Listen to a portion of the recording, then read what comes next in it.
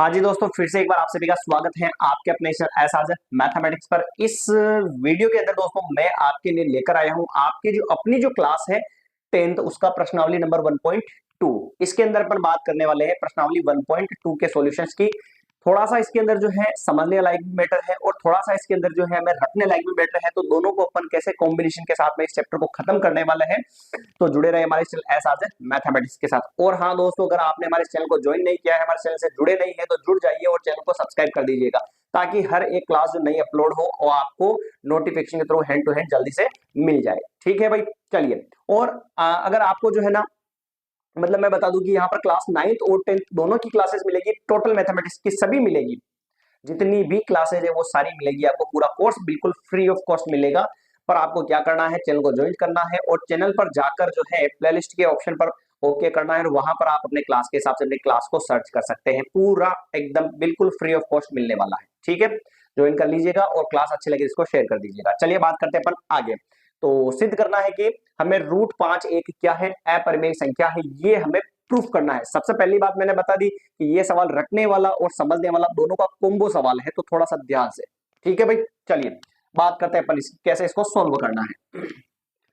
तो जैसा प्रश्न कहता है, आजकल के बच्चों की आदत होती है जैसा कह दिया घर वालों ने उसका उल्टा करना है, तो हम भी इसका उल्टा ही करेंगे। कैसा देखना, प्रश्न ने कहा कि सिद्ध कीजिए कि यह एक अपरिमेय संख्या है। हम मानेंगे कि यह क्या है, एक परिमेय संख्या है। तो हम मानेंगे, माना कि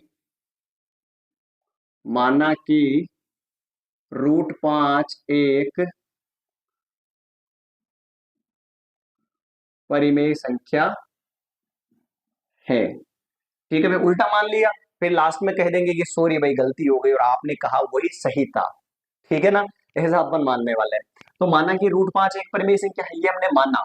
फिर क्या करेंगे, √5 एक परिमेय संख्या है, तो आप सभी को पता है मेरे प्यारे बच्चों, माय डियर स्टूडेंट, परिमेय संख्या किसे कहते हैं, जिसे P/Q के रूप में लिखा जा सकता है, उसे अपन क्या कहते हैं, परिमेय संख्या कहते हैं। जिसे P/Q के रूप में लिखा जा सकता है उसे अपन क्या कहते हैं, परिमेय संख्या कहते हैं। तो यहां पर अपन क्या करेंगे, इसे P/Q के रूप में लिख देंगे।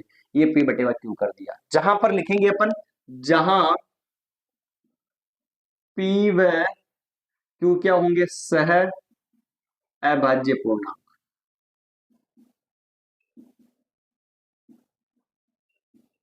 सह अभाज्य पूर्णांक, और इस सह अभाज्य पूर्णांक का मतलब होगा कि गुणनखंड समान नहीं।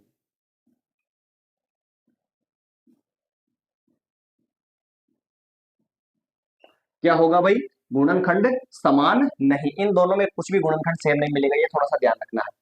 माना कि √5 एक परिमेय संख्या है।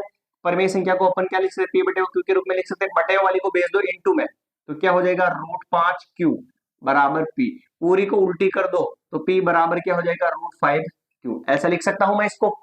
फिर क्या करेंगे, दोनों तरफ वर्ग कर देंगे अंडर रूट को हटाने के लिए। दोनों तरफ वर्ग करने पर, वर्ग करने पर तो इधर तो आ जाएगा P का स्क्वायर आ जाएगा, बराबर आ जाएगा √5Q का स्क्वायर। P का स्क्वायर तो क्या होगा, P स्क्वायर बराबर, इसके स्क्वायर से इसका रूट कटेगा तो क्या बचेगा, 5 बचेगा। और फिर Q का स्क्वायर क्या हो जाएगा, Q का स्क्वायर हो जाएगा। आया क्या समझ में? ठीक है भाई, जैसे कि मैं यहां पर बात करूं, देखो Q स्क्वायर के गुणा में क्या है, 5 है या नहीं है, इसके गुणा में 5 है। इसका मतलब इसमें किसका भाग जाएगा बेटा, 5 का भाग। इसमें 5 का भाग जाएगा, ये किसके बराबर है, P स्क्वायर के बराबर। इसका मतलब P स्क्वायर में भी 5 का क्या जाएगा, भाग जाएगा। और भाग जाता है, इसका मतलब वो 5 इसका क्या हो जाएगा, गुणनखंड हो जाएगा। क्या लिखेंगे ऐसे, P स्क्वायर का P स्क्वायर का 5 एक गुणनखंड है।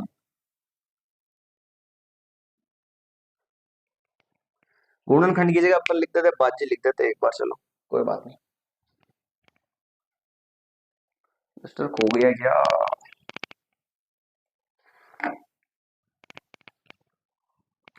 बाद में लिखेंगे गुणनखंड। यू लिख देवे अपन, P स्क्वायर 5 से भाज्य है। और हमेशा ध्यान रखिएगा बेटा, अगर स्क्वायर किसी संख्या से भाज्य है तो उसका बिना स्क्वायर भी उससे भाज्य होगा। तो P5 से, अतः P5 से भी भाज्य होगा।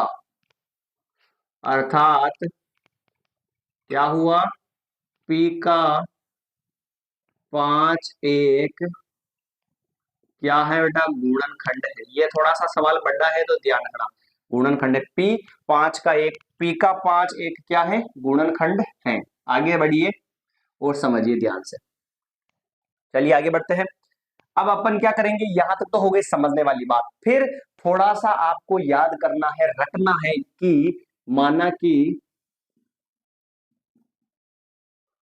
अब माना कि कोई पूर्णांक क्या है, सी है। अब माना कि कोई पूर्णांक क्या है, सी है। सी है तो अपन लिखेंगे P बराबर 5C, ऐसे लिखेंगे, इतना सा ध्यान रखना।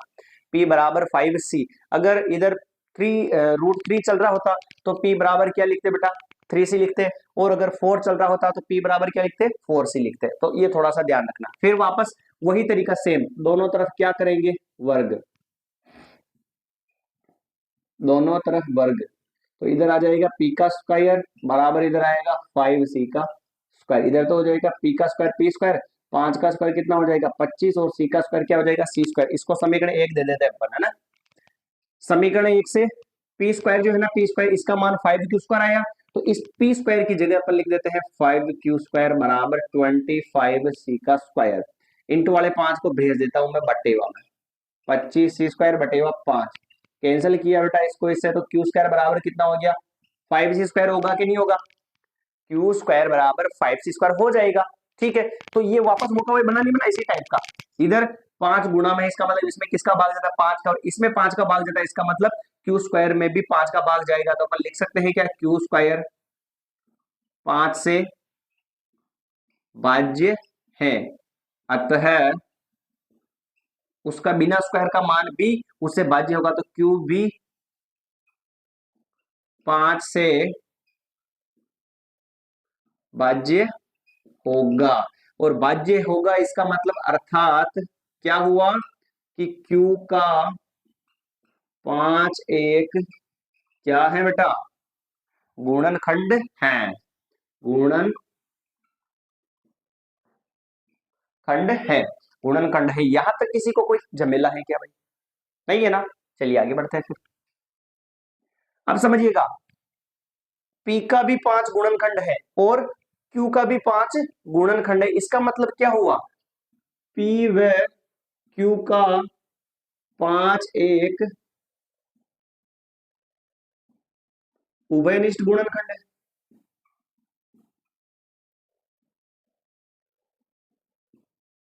P व Q का 5 एक उभयनिष्ठ गुणनखंड है। समझ गए इस चीज को। उभयनिष्ठ गुणनखंड का मतलब क्या हुआ, इसका भी गुणनखंड है, उसका भी गुणनखंड का है, दोनों का ही गुणनखंड है, इसलिए अपन ने मान लिया कि ये इसलिए ऐसे लिख दिया कि उभयनिष्ठ गुणनखंड है। अब ध्यान रखना,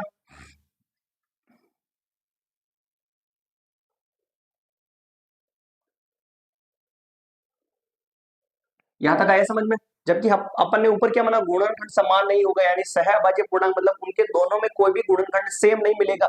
जबकि 5 सेम मिला के नहीं मिला, और 5 सेम मिल चुका है बेटा, तो अपन लिखेंगे कि हमने जो पूर्व में माना वो गलत है और आपने जो कहा वो क्या है, सही है। यानी लिखेंगे अपन, अतः हमारी पूर्व परि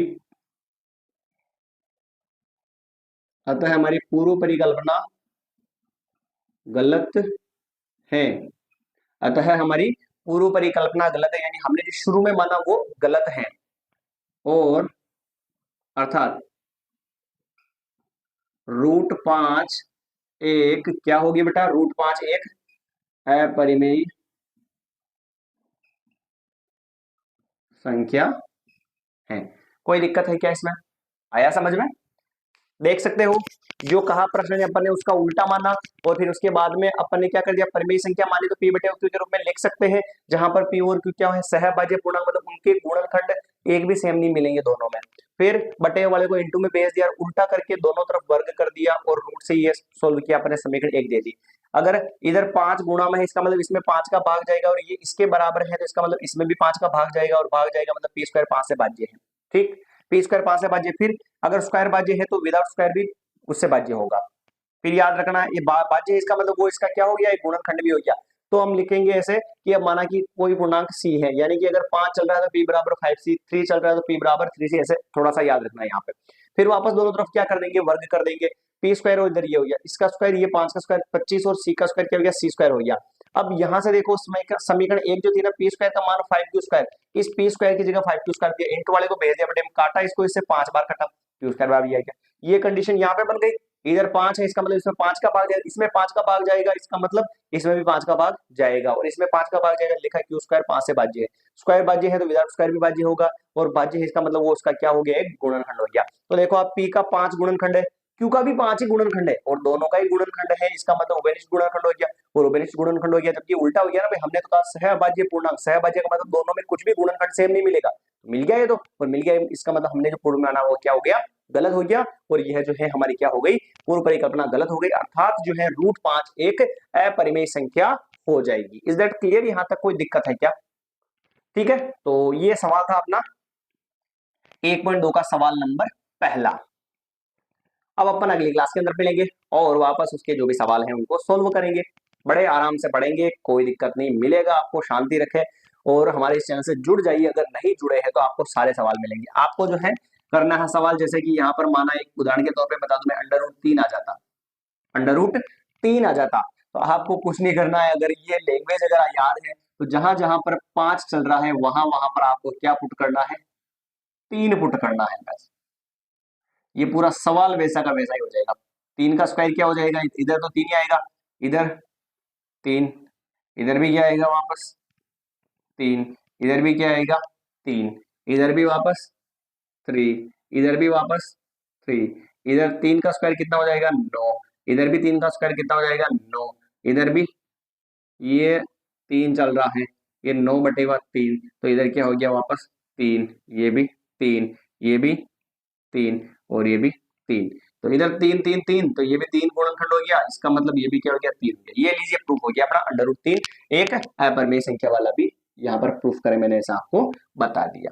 तो ठीक है ना, इसलिए मैंने कहा था कि ये सवाल थोड़ा सा रखने वाला भी है और थोड़ा सा समझने वाला भी है। मिलेंगे अपन नए वीडियो के अंदर छोटे से पार्ट में। अगर समझ में आ चुका है आपको तो इसको शेयर कीजिएगा, ठीक है। मिलेंगे नई क्लास में। और हाँ, क्लास नहीं मिले कोई भी तो आप चैनल पर जाए और प्ले लिस्ट पर जाकर देख लीजिएगा, आपको वहां पर सारा अपने क्लास के हिसाब से मिल जाएगा।